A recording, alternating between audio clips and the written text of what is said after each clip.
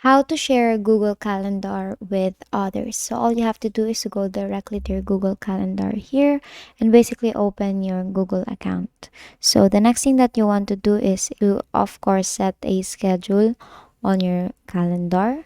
And let's say just tap on the plus icon there, and then tap on event here, and you have to create an event. So let's say there will be an pass assignment 156 there, and of course here you will see you will set up when it is due, the time it is due, and then you want to set the alarm for your guest or for others to be notified prior to submission.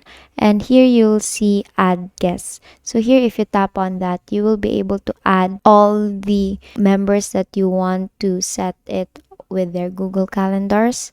Let's say you want to share this Google calendar with this person. Just tap that person and tap on done, and basically tap on save.